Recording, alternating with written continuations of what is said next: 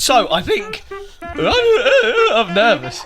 And questions need to be asked. You see Rodri come out and say... I think the difference was in here. When they come here, when they face us here in the Etihad, I saw them... these guys, they don't want to beat us. They just want to draw, you know? And Shut your up.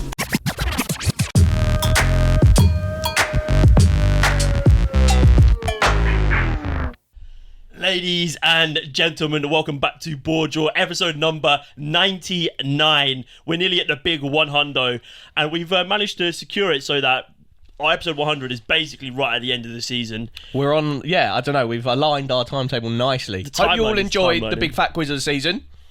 Got some good love on that video. It's one of our favourites. Yeah, shout out to all the boys for coming on 100%. And dropping some serious knowledge. It was great fun, and we look forward to doing it again at the end of next season. But that's a long way away. What we're looking at today is what happened over the course of the previous 23-24 Premier League season. We've had a week to sort of chill out, to relax, to rewind. He's been on holiday. Yeah, that's it. But yeah, we've had a nice little time to sort of gather our thoughts on what happened last season, because it was an absolute roller coaster of emotions. Rod's obviously very disappointed at how it ended, but I think looking back on it, it's another season of improvement for the Gunners. And just Man City, just doing Man City things, being unstoppable during the run-in. Let's start off by looking back at what we predicted at the beginning of the season. Our Premier League tables. It was a sticky one. It was indeed. So, check out our socials. We put this out at the start of the season. We did our predicted Prem tables. And we'll go through them. I don't know if you've watched Spencer FC. He does this kind of thing, but he gives himself like points. Yeah, like on like how far off each position is. You won't do that. You could almost do like golf points, couldn't you? Because that's too much thinking on the spot, too much mathematics for early in the morning. But maybe after the video, I'll do some additions, some subtractions, and I'll put out our before and afters and see how close we were to on the money. We started at the bottom end of the table. Have to be done, mate. The teams that were doomed from the start, at least in our eyes. We had 2 out of 3, both. We both had Luton and Sheffield United. I had Luton finishing rock bottom, which they went on to have a good showing this season for them. I actually got Luton on the money. I said 18th. They were 18th. You had Sheffield United as well on the money. On the money. Yeah. Dropping some serious knowledge. Yeah, Sheffield United were by far the worst performing team in the Premier League, maybe over the last few seasons. Honestly, dropping 100 plus goals conceded is ridiculous for any team sort of attempting to survive. Went into the season with Paul Heckingbottom, made a couple of decent recruitments in Gustavo Hema, but, you know, just not good enough. And then going back to Chris Wilder, they did look better under Wilder, but it wasn't hard to look better than what they had. Still leaking goals. They're just, not Prem quality. And I think they'll struggle to get promoted next season, because I think it was the fast that they got promoted in the first place, considering what they spent. But yeah, I don't know. Stinky season for them. And then you had Wolves in 19th so we both place. had Wolves quite low. I had them to get relegated. But I believe we done these predictions the day or a couple of days before Lopetegui left. Yeah, can't really remember, but something must have been going on for us to have Wolves that low. They finished 14th, which is pretty okay, I guess, for Wolves. They had a really good start to the season, a good mid-season, and sort of petered off a little bit to the end. But yeah, it was. I mean, I don't think we were outrageous to have them down below, but no, but yeah, I had Nottingham Forest in 18th, which was feasible. Yeah, until they the last just 2 weeks scraped. Of the season. Yeah, so they finished in 17th. But yeah, our bottom 3s, we didn't do too badly. I think we overestimated Burnley quite significantly. Yeah, I had Wolves in 17th and I had Burnley in 16th. You've got a rogue one in 17th, mate. Come at me. Care to explain yourself? So I think I'm nervous. West Ham fans, don't bully me. So I think when we did these predictions, it was just as West Ham lost Declan Rice and had like no links to anyone in the market. They were missing Alvarez. They didn't have. They'd just gone for that Carlos Borges from Man City, and he went to Ajax. So they were just getting absolutely shagged in the market. And I was like, they are in trouble. Obviously, after that, they had a really good end of the summer where they got Ward-Prowse, Alvarez, Kudus. Yep. So they ended the window good. Obviously, I didn't know that. So I just kind of, after they lost Declan Rice and they weren't linked to anyone, I just saw them kind of just what you didn't account for is David Moyes. who looks to be leaving. He looks to be leaving, and we will be discussing the kind of manager circus that is currently going on at the end of the video, so stay tuned for that. But yeah, I had West Ham in 17th. I think I was just being a bit of a twat, but yeah, it is what it is. Who'd you have in 16th? Everton, and they finished 15th. I think both of us have Everton relatively low, 14th and 16th. We said that they didn't have a good enough window. I can't remember if this was before or after their point deduction was confirmed. It must have been before, yeah. But I think they were actually all right this season. They were. And I don't know what the maths is. Someone can tell us in the comments. Without the point deduction, where would they finish? It's got to be about 10th, I reckon. Yeah, probably. I think a lot of people having Pickford in their team of the seasons this year, which just goes to show what performance he had this year. Maybe a bit under the radar almost. I mean, obviously keepers in like sort of lower table sides are going to have to perform better. We both had Brentford in our team of the season. So that shows the kind of defensive unit that Sean Dyche has It was built. Going forward where they struggled the most. I mean, Dominic Calvert-Lewin didn't really ever find any form. I think he's Beto washed didn't really at this come in level. and do anything. Yeah. They were looking at Decore as their sort of main outsource of goals. They obviously lost Anthony Gordon in the January before. And yeah, they didn't really have too much excitement going on the pitch, but they were very solid defensively. Branthwaite, obviously one of the shining stars of this season. And yeah, I think, 14th and 16th is fair enough. When they finished 15th, So we're pretty much, on the money. Split a difference. So you had West Ham in 15th. We've covered West Ham. I think next up, I've got Crystal Palace in 14th. They still had Hodgson, though. Which I think so there was a point, I'd say maybe 2 months or a month and a half from the end of the season when they were still in the relegation battle. We said them and Brentford, if they're not careful, could get dragged in. Yeah. After that video, they went on the nuttiest run. Jean-Philippe Mateta became the second reincarnation of Thierry Henry. It was mental. And then Elise and Eze were flying. Glasner had this... I think straight after we did that video, they went and pumped Man United like 5-0, whatever they did. They had an insane end to the season. Obviously, they got Elise back. They got Eze was performing. Jean-Philippe Mateta was becoming just the greatest footballer we've ever seen. They obviously brought in Adam Wharton in January. What a baller. They've got great keepers in Johnston and Henderson.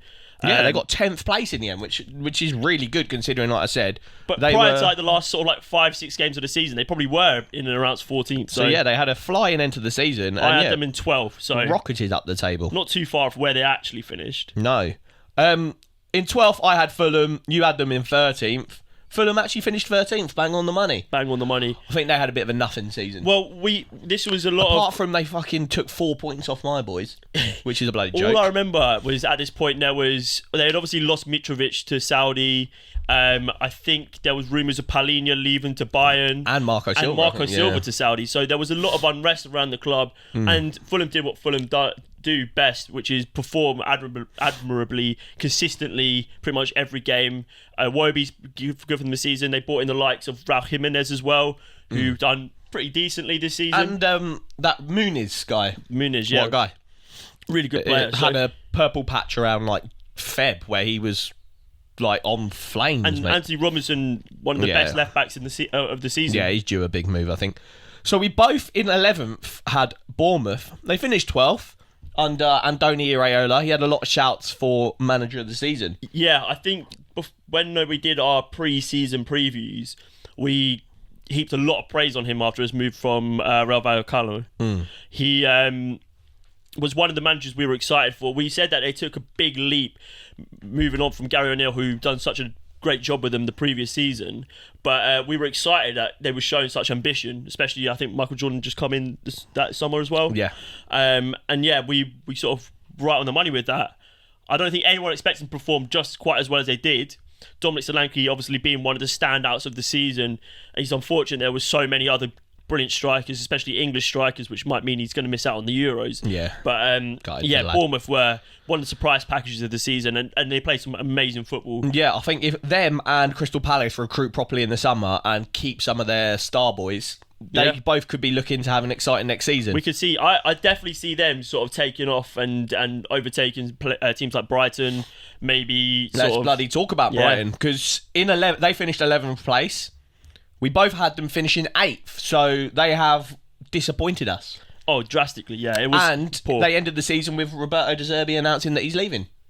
Yeah, well, it was about... What's going on at It was Brighton? about 2 weeks before which he said, oh, yeah, I love this club. Yeah, I don't want to yeah. move on. Yeah. And then, obviously, maybe something that hasn't aligned with the board. It'd be interesting to see who they go with as a replacement, because obviously their recruitment's been brilliant. We'll talk about that, like Ross said, a little bit later on in the video. But, yeah, I don't know. It was a disappointing season for Brighton, because... They recruited quite exciting in the summer. João Pedro was a good signing. Ansu Fati. Ansu Fati and Mohamed Dahoud, who's barely featured. Yeah. Yeah, it was an exciting summer for them. Evan Ferguson had quite a poor season. Really poor season. And so, yeah, I don't really know if it's as the De Zerbi magic kind of worn off, because last season he was the best thing since sliced bread. Pep Guardiola saying he's like the second coming. Yeah. So, I don't know, a little bit of a dip. And maybe that's what Brighton need, a bit of a new kind of direction.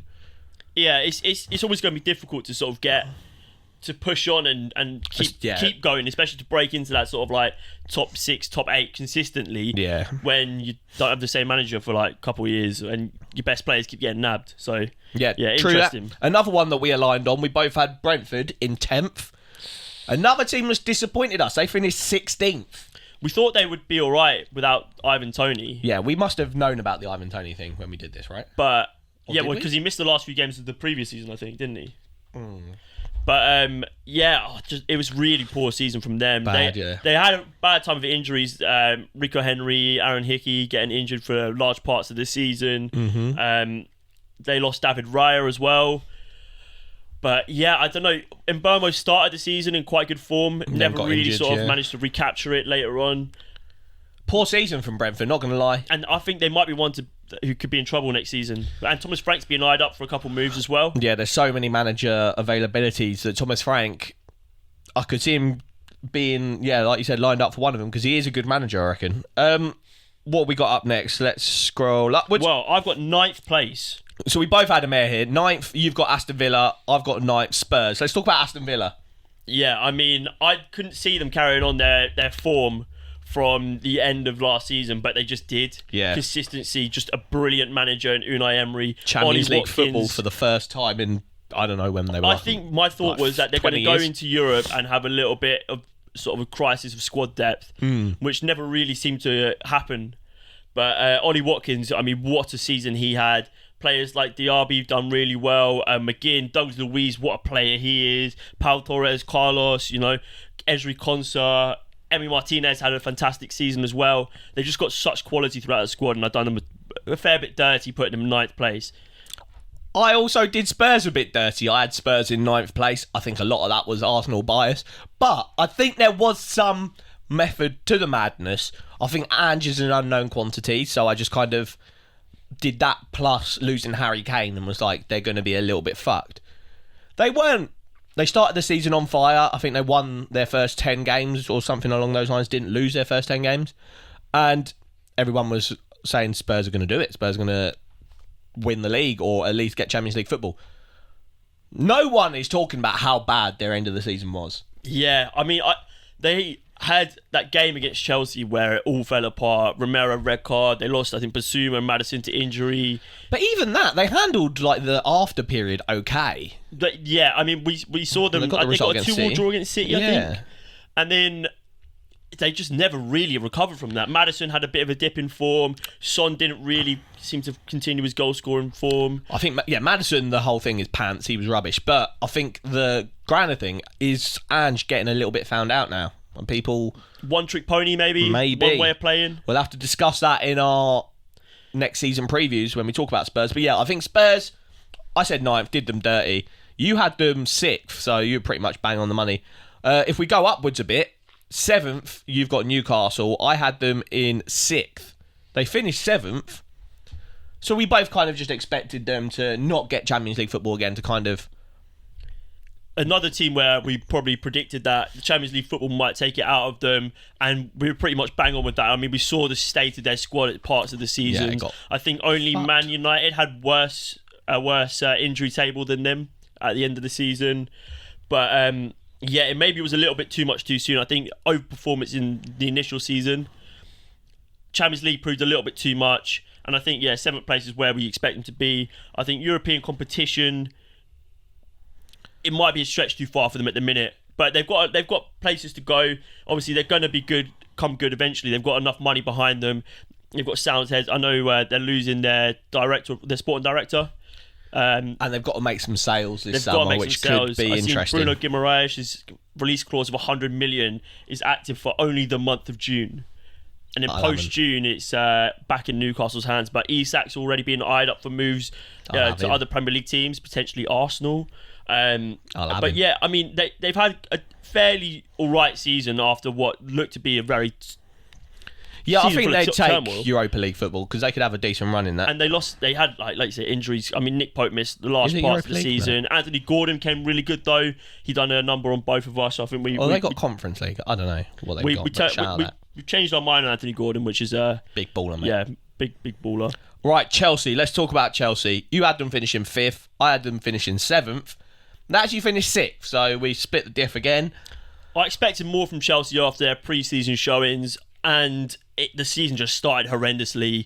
Didn't really get much better right until the end. I was going to say, I think 6th, if you were a Chelsea fan, you'd absolutely take that in like March. Yeah, 100%. Because they were like bottom half of the table for a large part of the season. Well, they just got pumped 5-0 by Arsenal when I went to see them, and I was like, this team stinks. So to get like a decent run towards the end of the season, I mean, if you take Cole Palmer out of that team, they probably do finish bottom half of the table.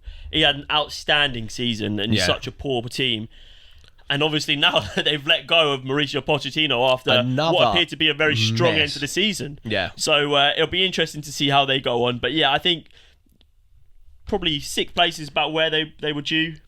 I said Aston Villa 5th. They were actually 4th. So I'm giving myself a pat on the back for that one. But let's talk about the top 4. And in 4th place, we agreed that it was Manchester United. What were we thinking? I mean, we saw... They finished 8th. They won... No, they lost the FA Cup. They got to an FA Cup final, lost it. And got Champions League football as well. They finished 4th. Yeah, I mean... Or 3rd. It just poor. Just poor. So bad. We thought that with the recruitment, they might be able to get some decent players in. They bought Rasmus Højlund in. They bought Mason Mount in. And we just thought, maybe they might be able to do something here. And it turns out the best player was an academy graduate in Kobe Mainoo. Garnacho had a decent season as well. They're just really bad. Injuries and just some weird management from Ten Hag. And now the news is that they're going to let him go after the FA Cup final, which is today as we film. Yeah, it's just really poor. And we said 2 years in the job, for them to not have a clear enough style of play when there's managers like Pochettino who came in, and I know he's been sacked as well, but you could see what he was trying to do with that Chelsea team. I just don't see what Erik Ten Hag's trying to do with this Manchester United team. He famously said he wanted to become the best transitional team in the world. Transitioning to dog shit is what he's done. Jeez! Because there's absolutely nothing going on there, apart from a few moments of magic from good players like Bruno, from Kobe Mainoo, Garnacho, occasionally, but very rarely Marcus Rashford. It's just poor, really poor, and it's time to go. It is indeed time to go. Right, our top 3s. I'll read Luke's top 3 out and then I'll read mine. Breaking news, none of us got the top 3 right. So Luke went Manchester City to win the league. Bang on. Liverpool 2nd, Arsenal 3rd. Yep. I went Arsenal to win the league, Manchester City 2nd, Liverpool 3rd. I mean, up into the Villa game, you were pretty much bang on the money with the top 3. I actually put a bet on Arsenal to win the league, Man City 2nd, Liverpool 3rd. And I was like, it was like £2.5 return as well. And I was like, this is not going to happen. I'm going to be sad. But yeah, let's talk about Liverpool, because they kind of were leading the title race for a bit and then kind of petered out towards the end. What happened with Liverpool this season? Just weirdness. I mean, Darwin Núñez, we're both big fans of him here, but really started to sour on him because I think we like the fact that he's chaos in the pitch. We always thought he would come good. Yeah. But he's so haphazard and snappy. He looks good some games, and he looks brave, and he looks bold, and then he just peters off. What I've come to a conclusion with him, or players like him, Gabriel Jesus, is you love them. They are what you pay to see. They're box office. But if you're going to win leagues, you can't have them in your team. They're just not consistent enough. 100%. When you're competing against the likes of Haaland, who can take 2 months off and still be top goal scorer, you need killers. 100%. And I think obviously Klopp announces that he's leaving Liverpool about midway through the season, which was a brave thing to do. I think the idea of it was to maybe bolster that Liverpool squad and give them a little bit of a push towards the end. Yeah, I don't think it really helped in the end. They lost a couple games on the bounce, it created more uncertainty. Salah dipped off in form towards the end of the season. He's gone skinhead now. Oh, has he? Yeah. Oh, maybe the return. Maybe I'll put it up here. Yeah. Because I was saying it's time for Saudi, but maybe that's like I'm not fucking leaving. Yeah, he's gone Brexit. Yeah. Brexit Salah could go Jeez. on. But yeah, Luis Diaz, I'm still not sold on him. He's really good on the ball. Final third, he's just all over the place. Always holds on to it too much. Dominic Szoboszlai, I think, had a really decent start to the season, or he had a really solid start mid-season. Yeah, fell off a little bit. McAllister came good towards the mid part of the season. Sort of didn't. They were missing that star power. I think Endo was good as well, but he's not the level they need. Yeah, I don't think any of their players had outrageous season. Yeah, that's what I'm gonna say. So Arsenal and Man City, you could pick a few players like Saliba, Foden, Saka, Haaland. All these players, or Rodri, had 9 out of 10 seasons. I can't name one Liverpool player that probably dropped above a 7. I think maybe McAllister. Well, Salah's still got 18 goals and 10 assists. That's a good season. It's better, it is, better but I'd still give him a 7. Yeah, but is that because you're comparing it to what he's done before? Yeah. I still think he had a good season. All things considered, he missed a large part of the season as well due to AFCON. No. But yeah, I mean, there was points this season where Liverpool, they didn't have Alisson, they didn't have Jota, they didn't have Trent, they didn't have one of their starting centre backs, they didn't have Robertson. They had the youngsters in for that Carabao Cup final. We saw it massively. I think what Liverpool can tell themselves to make them sleep at night is that they weren't meant to be in the title race. No, I mean, look at the season before. So all in all, it's not a bad season. Because they've got themselves Champions League football next season for whoever's coming in. I mean, we know it's Arne Slot now.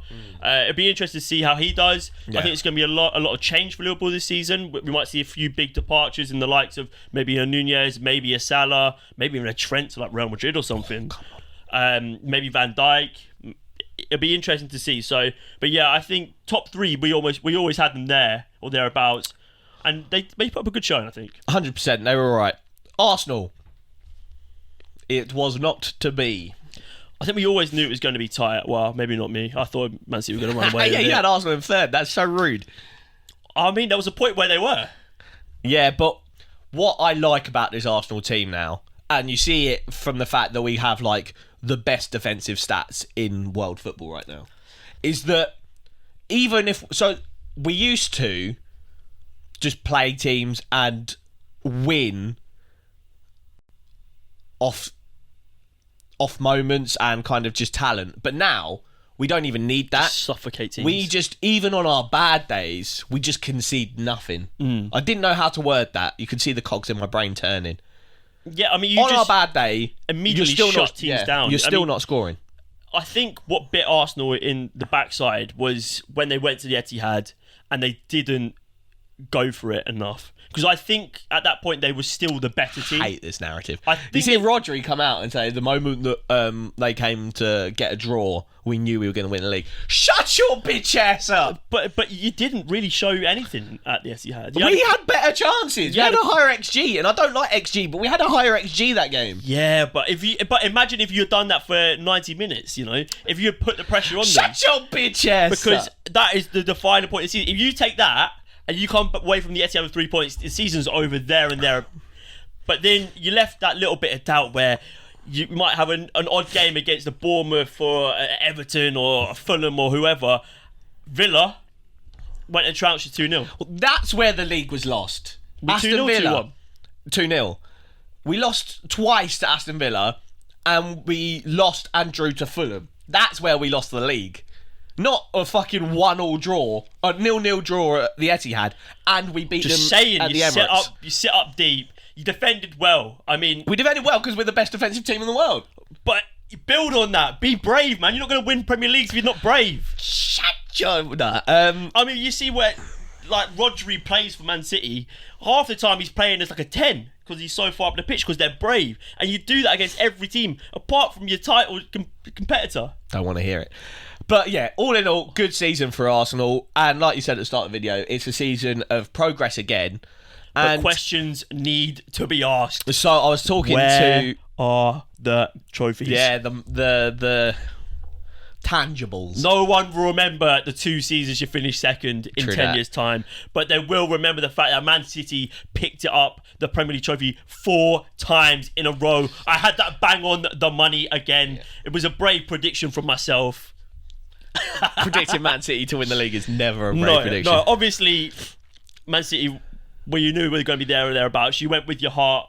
So over they your head. have a piece of art in the Man City training, or wherever the fuck it says, and it says no team has ever won 4 consecutive Premier League titles yet, and then they've crossed out yet, and it says until now. Oh, they should have crossed it out and just put 5.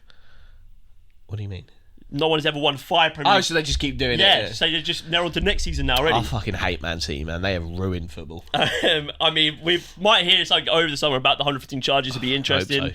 But yeah, I think it was inevitable at points. You just They got dogs in them. just different breed. Yeah. The mentality is just different. They've got the best players in the league. They've got the best manager in the world. It's Pep, and then it's that they're in a title race without Kev and Haaland.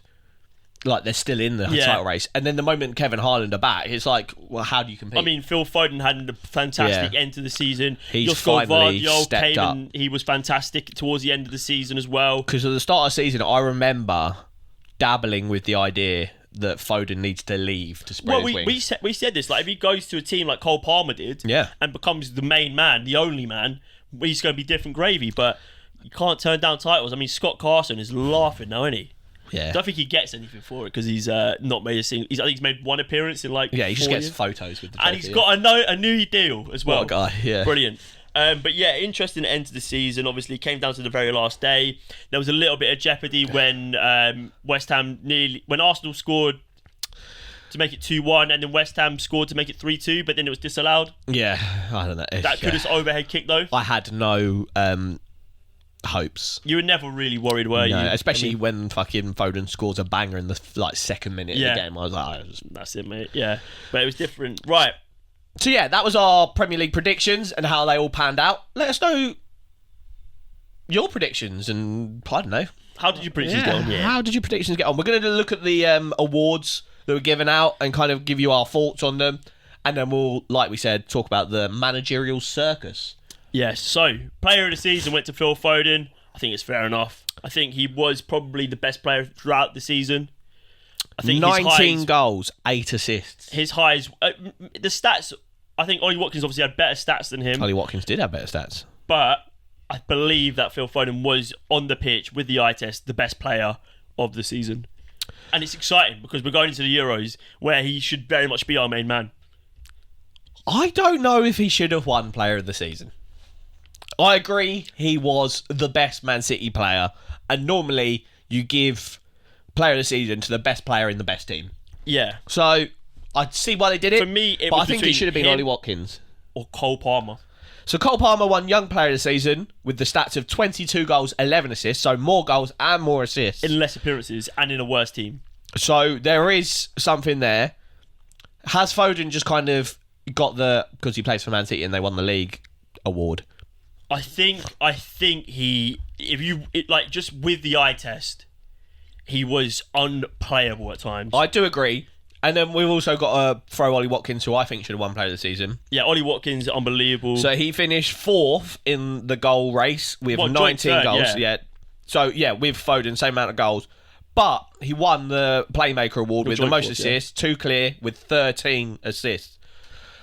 Also led Aston Villa to Champions League football for the first time in, 20 years. So I think he should be in with a shout of winning it. Foden, I agree. Eye test, he was the main man in more games than Ollie Watkins. But was he the main man in more games than Cole Palmer? I don't think so. No. But I think Cole Palmer's been fucked by the fact that Chelsea were just terrible. Yeah, but also, how many goals... I don't really like this metric, but how many goals were Cole Palmer's penalties? Yeah, I don't really know. So if you take away his penalties, Foden probably does finish on more goals than him. Yeah, true that. But then again, he still puts the penalties in the back of the net because he's cold Palmer, you know? Cheese. Right, manager of the season. Bit banny, all that. I mean, I feel like they were forced to give it to him because he's done it 4 in a row. off the back of winning the treble. Yeah, I get it. Again, is it But just it's like fucking boring, isn't it? It is. I mean, look at some of the managers who had fantastic seasons. Iraola, Arteta, Unai Emery? Emery I was think the it one has for to be me. Emery, yeah. I mean, there was a lot of doubt going into the season if they could continue what they'd done previous season, and they went and they surpassed it. Yeah. He's got them in Champions League football for probably the first time in their history. Champions League. Yeah, who's that? Aston Villa. No, they won the Champions League. When it was the what in European the Premier Cup. League? Yeah. yeah, but not in the not the Champions League as it's No, known now. I think they were in it 2004, maybe, from what I read. Yeah. But yeah, I think it's just. I feel like the fact that they feel they are incentivized to give it to the manager that wins the league is just boring. What's the point?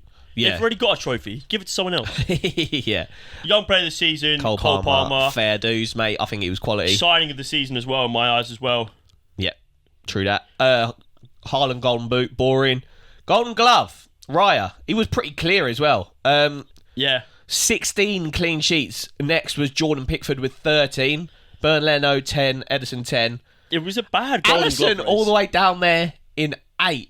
I do think he missed a large part of the season though. Yeah, that's true.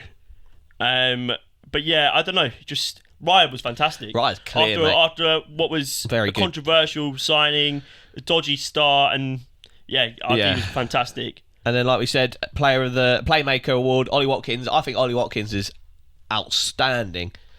And if he wasn't as old, I didn't realise he was this old. I think he's like 28. 29. Yeah. Yeah, 28, 29. I thought he was a bit younger than that. So, but yeah, great player. Should we talk about this managerial merry-go-round that's going on? Yeah, so get me back up the league table. Get me back up the league table. So Man City, no. Arsenal, no. Liverpool, New manager. new manager Arne Slot. Obviously, there's a lot of And that was sorted pretty, not many kind of rumours. There was like obviously the Xabi Alonso rumour and the Ruben Amorim, but as soon as that was squashed, it was slot in, and it has been for a while. I think and we've known that. Feyenoord fans are saying that Arne Slot is the best manager they've ever had. Well, he done an absolute madness for them, won them the Eredivisie and all that good stuff. And it'll be interesting to see how he gets on. You never really know when it's the manager's first stint in England, especially coming straight to a big team. But another ball Donny in the Premier League. Be interesting. I don't even know how they're going to line up next season. There's a few bit of Dutch players in there that he might get on well with. They've got the Van Dijk, obviously. They've got Gravenberch. They've got Gakpo. So that'll be interesting. It'll be interesting to see how he incorporates Mo Salah or Trent in a different role, maybe. And how he gets Liverpool back to their best. Yeah, 100%. Because he's got players to work with there. He's got the best keeper in the league. He's got maybe the best right wing in the league. He's got maybe the best right back in the league. Maybe the best centre back. Yeah. So. But yeah, no, it'll be exciting. I think Liverpool have got an exciting but scary time coming up. Aston Villa, no movement on Unai Emery, no rumours. But for me, that's a strange one because I would have thought teams like Bayern, teams like Chelsea, Man United, teams with a bit more weight to throw around might be Bayern's pushing not for even him. a bad But shout, you know. why would he leave when he's got Champions League football? And he's loved by the Aston Villa fans. Absolutely. Spurs, they got dodgy Ange. Chelsea. So we were saying in our kind of looking back at the league, they had a terrible season, but were just starting to make things click. The removal of Enzo Fraud-Nandez from the midfield unleashed this Caicedo and Gallagher duo, and obviously Cole Palmer was quality. They just started to move in the right direction the last, I'd say, month. Bosh, they sack him for no reason. They said before the last game of the season, Mauricio Pochettino was going to have a dinner with Todd Bowley and the seniors. I don't know what happened at that dinner, because after that he was sacked. So maybe there was like a misalignment in what they were going to do going forward. God knows. But do we think Todd Bowley's the biggest clown in the Premier League in terms of owners? He's doing a madness, and I love it because there's always question marks about American owners, Yeah. When they come and they try and act like it's a NFL franchise or something. But I mean, Jesus Christ, how much money they spent on sacking managers? How much money? They're just taking stuff out. And he is the type of manager that will get that club with a good mentality. He'll get a good environment going on. He had a lot of dead weight to shift out. And it's ridiculous. I think it's a poor decision. I think a lot of Chelsea fans will agree. It's like, what? Do you remember when they came in? They said It's going to take time. And we said as well that Chelsea aren't used to giving their managers time, but they're going to have to. If they want to see continued success, and they brought in a project manager like Graham Potter, sacked him. And then the Chelsea fans, they're the ones that we've said aren't used to giving time. But the board are now exactly the same. I think the Chelsea fans, and as much as I don't like Chelsea, They're the kind Chelsea of fans have been all right. Gone the other way around, yeah. And they were seeing improvement, but it's a bold decision from Chelsea. Yeah, I don't know. I mean, and the question is now, who do they get in? Well, exactly that. I'll hit you with some names. So, Roberto De Zerbi, obviously we mentioned that he's left Brighton. He is top odds at the moment. Don't think that's going to happen. It makes sense for them to just go raid Brighton again.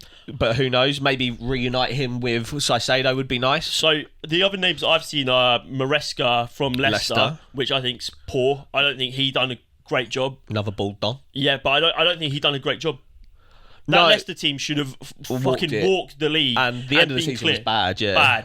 Bad. Kieran McKenna from Ipswich. Everyone in their nan wants this done. He is so good. Back-to-back promotions. I feel so much empathy for Ipswich fans because they're not even going to get a chance to see one of the greatest managers in their history come and give it a chance in the Premier League. It would be a nice situation if he just turns down all the big moves. But the issue how can you if you're... It's like Rob Edwards, yeah. So Rob Edwards, he only just came up to the Premier League with Luton, yeah. And I think a lot of teams there wasn't too much movement in terms of managers going into the following season, yeah. So they were never really that worried, and he came up through the playoffs, unexpectedly. McKenna, if he turns down a Chelsea or a Man United where he came from, yeah, those moves don't happen again. Yeah, and he has a bad season, then he might not get a chance again. That. So you can't hold it against him if he does go. No, I think Kieran McKenna, I don't like him for the Chelsea move because he is kind of in that Graham Potter ilk where he's kind of still trying to build his name, has high stocks, and moving to Chelsea and it going wrong can just absolutely shatter your career, which is Graham Potter's still unemployed, which is mental. Turned down the Ajax job though, didn't he? He did. Next up, Ruben Amorim, who I think is actually quite a good appointment. I think he's going to stay at Sporting. Yeah, well, if you turn down Liverpool, why would you go to Chelsea? But money talks. And then last one that I'll bring up is Jose Mourinho, which I think would be quite funny. I think for me, it's between McKenna and Maresca. I don't see De Zerbi. Another one that I've seen, it's not on that list, but is Spalletti. Yeah. Which I think could be interesting, but who knows? Allegri's left Juventus. Yeah, there's quite a few from the Inzaghi.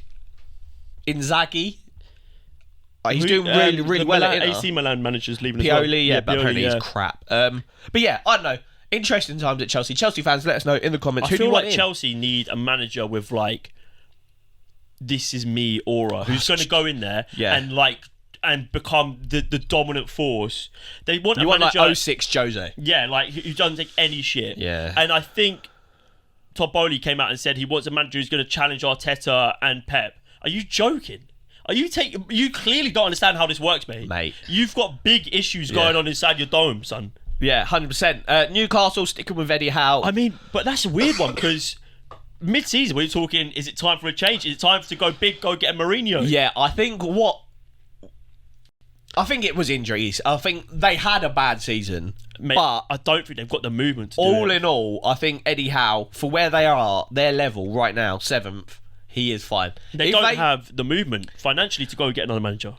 And if they start consistently getting Champions League, then maybe do the big manager. But when you're still trying to get 6th, 7th, 5th kind of vibe, keep Eddie Howe, it's fine. Yeah. Manchester United. Well, as we alluded to earlier, it seems like Ten Hag will be leaving after the FA Cup final. As this goes out, he might have already left. On a high or a low, we don't know. But it'll be interesting because I thought that it was going to be very clear that Bayern Munich and Man United would pretty much do a straight swap. Tuchel to Man United and Ten Hag to Bayern. I thought that lined up perfectly. Obviously, Bayern now seem to be very much set on one Vincent Kompany, which is absolutely ridiculous. I've never seen a manager fall upwards so hard in their life. Yeah. How have you spent 100 million in the summer, come up with one of the best teams of championships ever seen, and put in a performance like that? It was stubbornness. They tried to play their way. It didn't work for the longest time. Yeah. They had a decent run at the end of the season, which gave them a little bit of hope, but it wasn't good enough. They spent a lot of money. And I very, very, very quickly think that it's going to fall apart from Bayern Munich. Although the only saving grace is the fact. The only saving grace is the fact that how badly can you fail with Bayern Munich in that league? Because he has the best striker. Yeah. He's got the best players across the board. Also, he's competing with finishing third. They didn't even finish second. They finished third in the end, which is mental. And so for me, it's falling upwards. And stay the fuck away from Cifuentes, yeah? Otherwise, I'll come to Turf Moor. Jacob, he's talking to you, I'll mate. come to Turf Moor, and it will be Turf no more. Jeez. But yeah, Man United, I don't know. Pochettino said that he really likes the idea of the Man United job. Yeah, I see that happening. I see De Zerbi, I see McKenna. Yeah. I think there's a lot of room to I manoeuvre think Chelsea there. and Man United are competing for the same guys, pretty much. I think, for me, I think Man United is more appealing. 100%. I think Chelsea the better squad. We'll put this out to all the people watching, all the millions watching I at just home. think with Which job is more appealing? The Chelsea job or the Man United job? I think with Ineos coming in, I think with Ratcliffe and they're getting is Ashworth from Newcastle. I think they're setting up a good structure around the club, which will only push a good manager to become better. So yeah, it'd be interesting, and I don't really think you could do worse than what Ten Hag's done. True that. Another team that has lost their manager but sorted their new manager is West Ham. David Moyes out, Lopetegui in. Nice.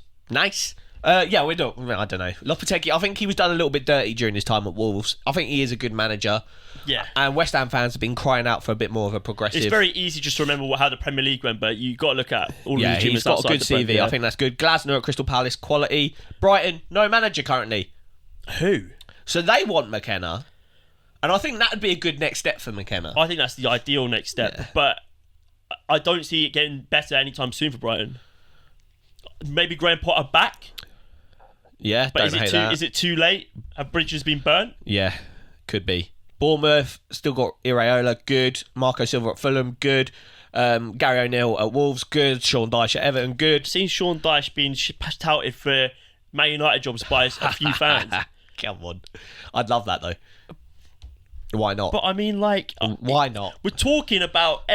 aura. We're talking about Vincent Kompany going to Bayern Munich, yeah? But Sean Dyche has done a better job, starting on the season with minus 10 points, with arguably a similar strength squad. Yeah. And he's got them finishing 15th, and they would have actually finished... Probably like 12. They would have finished top half of the table had they not had a 10-point deduction. Yeah. I mean, we know that the 10-point deduction probably irked them on a bit, or 8 points. Yeah, was it 8? I don't know. But they had a good season. Yeah, so for me, that's an interesting one. Brentford and Thomas Frank, who's also been linked with Chelsea, with Man United, I think even with Bayern Munich. So that'll be interesting to see how that goes. Obviously, they're going to have a lot of movement in the summer. But Ivan Toney looks to be on the move. But yeah, it'll be interesting because they had a pretty poor season. Apart from a semi-decent run at the end, it wasn't great, was it? No. Nottingham Forest still got Nuno Espirito Santo. That's a weird one for me still. And then the relegated boys, Rob Edwards at Luton. I still think he's a good manager, and that's... Maybe they've Brighton. had a good time. Burnley, no manager right now. Rob Edwards to Brighton? Yeah, don't hate that. Yeah. And then Sheffield United, Chris Wilder. I don't know if he's going to stay. Oh, mate, I couldn't care less. And then, European big dons like Bayern and Barcelona are managerless. So Juventus are managerless. Yeah. So there's, it's all going on. It's all kicking off. And we're here for it. Yes. Euros coming soon. Champions League, baby, next week. Yeah, it's all kicking off. So get ready. Yeah, we'll be putting out our Champions League preview this week.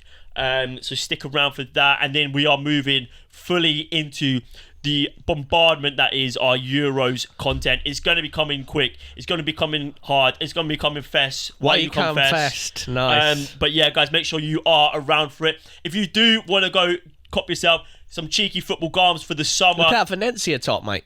check out classic football shirts. Use our code BoreDraw10. If you use that in combination with our referral link, save yourself 10% off at checkout. It's football shirt summer, mate. Summer's coming fast. Summer's coming hard. Football shirts are hard. So make sure you got yours and use the code BoreDraw10 for a nice little 10% off at checkout. Love it. And it's live. Come on.